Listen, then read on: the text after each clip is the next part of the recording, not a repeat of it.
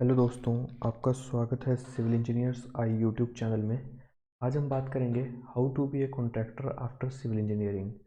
देखिए, कॉन्ट्रैक्टर तो आपने वैसे भी देखे होंगे कि जिन जो पढ़े लिखे नहीं हैं पर फिर भी वो कॉन्ट्रैक्टर बन जाते हैं, क्योंकि कॉन्ट्रैक्टरी में सबसे ज़्यादा जो इम्पोर्टेंट चीज़ है वो है पैसा। अगर आपके पास पैसा है तो आप कॉन्ट्रैक्टरी में अच्छे से काम कर सकते हैं। ठीक है। आ, अगर हम बात करें इस जो हमारा कॉन्ट्रैक्टरी का जो हमारा प्रोफेशन है इसमें कंपटीशन किस तरह से है, तो गाइस अगर कंपटीशन की बात करें तो काफ़ी ज़्यादा कंपटीशन है। ठीक है।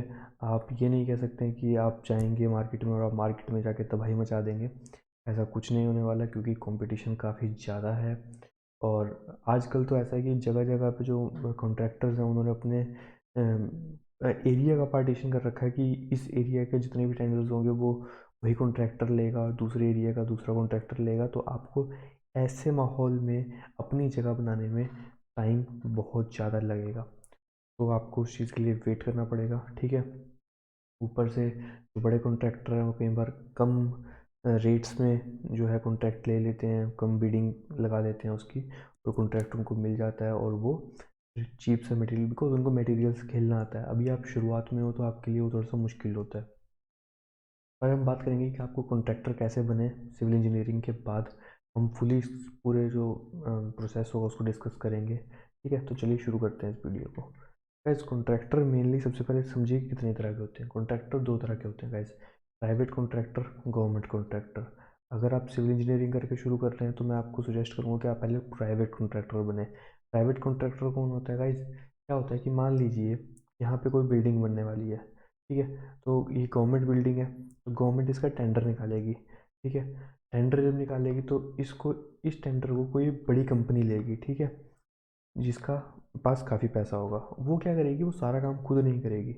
वो इस जो काम के जो टेंडर है उसको छोटे छोटे जो इस काम को है वो छोटे छोटे जो सब कॉन्ट्रैक्टर्स हैं उनको दे देगी। ठीक है। और वो सब कॉन्ट्रैक्टर्स क्या करेंगे, वो काम करेंगे। जैसे कि यहाँ बिल्डिंग बननी है तो ये वाले कॉन्ट्रैक्टर को सारा ब्रिक वर्क का काम दे दिया, इसको सारा शटरिंग का काम दे दिया, इसको मटेरियल का काम दे दिया, इसको जो आगे टाइलिंग लानी है, वुड वर्क करना है, ठीक है, वो सब इसको दे दिया। तो इस तरह से वो जो है वो प्राइवेट, आप इस तरह से क्या हो जाते हो, सब कॉन्ट्रैक्टर हो जाते हो पर गवर्नमेंट कॉन्ट्रैक्टर के अंडर। तो आप एक प्राइवेट कॉन्ट्रैक्टर कहलाते जाते हो। ठीक है। इसमें ये होता है कि आप ज़्यादा पैसा कमा सकते हो। ठीक है। क्योंकि शुरुआत में आपको सिर्फ 25,000 रुपये का ही, अगर आप कॉन्ट्रैक्ट गवर्नमेंट कॉन्ट्रैक्टर बनना चाहते हैं तो 25,000 रुपये तक का ही कॉन्ट्रैक्ट ले सकते हैं। सेकंड गाइस, आप किसी प्राइवेट कंपनी के लिए काम कर रहे हो। आप मान लीजिए जैसे टाटा हो गई, रिलायंस हो गया, आप इनके लिए कोई बिल्डिंग बना रहे हो। ठीक है। तो आप उनके लिए प्राइवेटली वर्क कर रहे हो, तो आप उसमें private as a private contractor काम करते हो। थर्ड गाइस, अगर आप अपना इंडिविजुअल काम कर रहे हो, मान लो आपका काम है बिल्डिंग्स बनाना या घर बनाना किसी के, तो आप उनको जो है घर बनाने पे टेंडर निकालते हो, मतलब कि लोगों को घर बनाना है तो वो आपको कॉल करते हैं एंड आप के लिए जो है कॉन्ट्रैक्टर, एज ए कॉन्ट्रैक्टर वहाँ पे काम करते हो, उनको मैन पावर प्रोवाइड करते हो। फिर दूसरा जो हमारे पास आता है वो आता है गवर्नमेंट कॉन्ट्रैक्टर। तो गाइज़, अगर आप गवर्नमेंट के लिए काम कर रहे हैं, ठीक है, तो आप एक गवर्नमेंट कॉन्ट्रैक्टर है, डायरेक्टली गवर्नमेंट के लिए काम कर रहे हैं तो आपको गवर्नमेंट कॉन्ट्रैक्टर कहा जाता है। अगेन, अगर आप पीएसयू के लिए काम कर रहे हो, जो भी आल्सो एक गवर्नमेंट फर्म ही होती है। ठीक है। तो अगर आप वहाँ भी काम कर रहे हो तो आपको गवर्नमेंट कॉन्ट्रैक्टर कहा जाएगा। वैल्यू वाइज गवर्नमेंट कॉन्ट्रैक्टर की ज़्यादा होती है, ज़्यादा पैसा गवर्नमेंट कॉन्ट्रैक्टर ही कमाता है। इस टाइप ऑफ कॉन्ट्रैक्टर की बात करें कि आप कैसे कैसे कॉन्ट्रैक्ट ले सकते हो, तो गाइस अगर घर बन रहा है तो आप शटरिंग का कॉन्ट्रैक्ट ले सकते हो शुरुआत में गाइस। उसके बाद तो आप चाहे जो मर्जी करिए, आप सारा का सारा प्रोसेस आप अपने पास ही रख सकते हैं। ठीक है। आप बार बेंडिंग एंड कास्टिंग का काम ले सकते हो। ठीक है। ब्रिक वर्क एंड प्लास्टर का काम ले सकते हो। आपके पास मैन पावर अगर अच्छी है, आपके पास लोग करने वाले अच्छे हैं काम, तो आप ऐसे मैन पावर का भी आप कॉन्ट्रैक्ट कर सकते हो। टाइल और की फिक्सिंग जो होती है उनका कॉन्ट्रैक्ट ले सकते हो। पेंट एंड वुड वर्क का कॉन्ट्रैक्ट ले सकते हो। मटेरियल्स जो भी गाइस आपके पास, बजरी, रेत वगैरह, जो भी सीमेंट वगैरह यूज़ होगा उसका कॉन्ट्रैक्ट ले सकते हो। आप मशीनरी या इक्विपमेंट्स प्रोवाइड कर सकते हो, जैसे कि आपको कोई भी आपको मशीन प्रोवाइड करनी है, जैसे कि आपको जेसीबी प्रोवाइड करनी है, ट्रैक्टर प्रोवाइड करने हैं, तो आप उनका भी काम कर सकते हो। इन सब के अलग अलग कॉन्ट्रैक्ट्स होते हैं गाइस, पर वो सब प्राइवेट जितने भी गवर्नमेंट कॉन्ट्रैक्टर्स होते हैं वो इन सब के कॉन्ट्रैक्ट्स निकालते हैं। ठीक है। अगेन गाइस लाइसेंस कैसे लें, तो आप किसी भी गवर्नमेंट ऑफिस में जाइए जिसके आप कॉन्ट्रैक्टर बनना चाहते हैं। मान लीजिए आप PWD, जो स्टेट PWD है, वहाँ के कॉन्ट्रैक्टर बनना चाहते हो, या फिर मिलिट्री इंजीनियरिंग सर्विसेज, रेलवेज, इनके कॉन्ट्रैक्टर बनना चाहते हो, तो इनके ऑफिस में जाइए। वहाँ पे जा कर के आप कॉन्ट्रैक्टरी का फॉर्म मांगिए, वो फॉर्म फिल करेंगे आप। तो अगर आपने कभी कहीं काम नहीं किया हुआ, जस्ट ग्रेजुएट हैं या डिप्लोमा होल्डर है, तो आप क्या करें कि आप डायरेक्ट जो है क्लास 4 के जो लाइसेंस है आपको वही मिलेगा शुरुआत में, उसके लिए अप्लाई करें। आफ्टर दैट आप उसको अप्लाई करने के बाद आपको जो लिमिट मिलेगी वो 25,000 रुपीज़ की ही मिलेगी। उतने का ही आप कॉन्ट्रैक्ट ले सकते हैं। तो आपका सर्टिफिकेट है वो 8 to 10 डेज़ के अंदर आ जाएगा।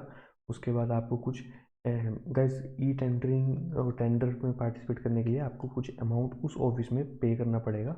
वो आपका कितना भी हो सकता है, 2,000 से लेकर 5,000 तक, वो कुछ भी अमाउंट हो सकता है जो कि आपको वहाँ पे देना पड़ेगा उस ऑफिस में। ठीक है। तो आपको फिर एक जो है लाइसेंस या आप सर्टिफिकेट कह लीजिए, वो प्रोवाइड कर देगा वो ऑफिस आपको, और आप उस पर्टिकुलर ऑफिस के लिए आप टेंडर्स में पार्टिसिपेट कर सकते हैं। ठीक है।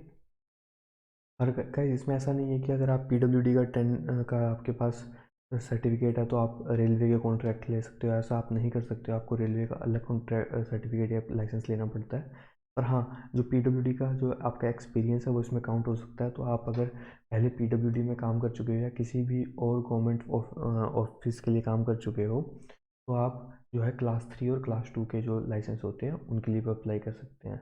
ठीक है। अगर गाइस हम लाइसेंस की बात करें तो सबसे पहले डॉक्यूमेंट्स को देखने से पहले एक बार समझ लेते हैं कि हमारे पास इसमें जो इंडियन गवर्नमेंट प्रोवाइड करती है गाइस, वो क्लास 1 का प्रोवाइड करती है, 2 का, 3 का और 4th का। 4th का गाइस आपको शुरुआत में मिल जाता है अगर आप ग्रेजुएट सिविल इंजीनियर हैं या डिप्लोमा होल्डर हैं।